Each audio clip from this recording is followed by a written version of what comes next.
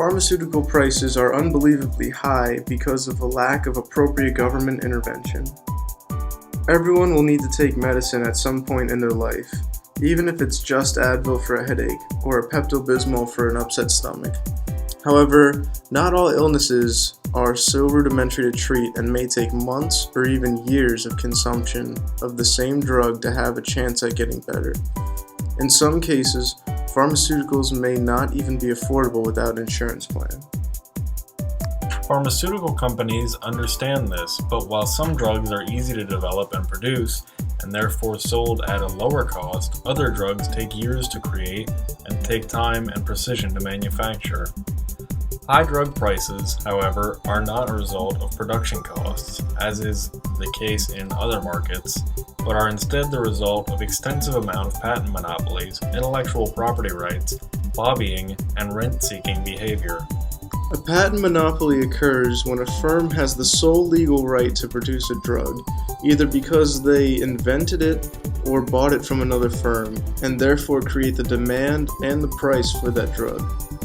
Patent monopolies protect the price of pharmaceutical drugs, making them much more expensive to purchase, as opposed to if they were exposed to the free market, and this type of protection concentrates market power and encourages rent-seeking.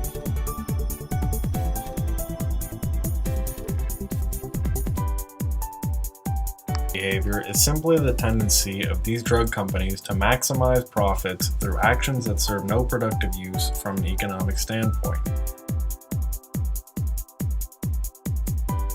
It allows drug companies to increase their prices at the expense of patients, insurers, and governments.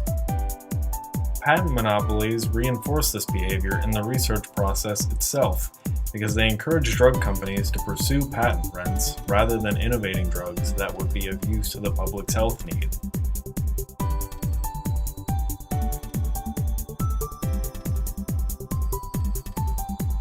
This market for pharmaceuticals is largely shaped in Washington, as Medicare, Medicaid, and other government healthcare programs set standards that effectively require insurers to pay for drugs. This gives the pharmaceutical industry a significant incentive to engage the political process, which is done heavily through campaign contributions and lobbying. The pharmaceutical industry ranked 5th in campaign contributions to members of Congress in 2016, only coming in behind the financial sector, insurance, and real estate contributions. This has been a major influence in the discourse over medical marijuana legalization, because marijuana is a potent alternative to many prescription pain medications, and markets don't like competition. In order to protect their market share, these companies lobby Congress to preserve their dominance in the market.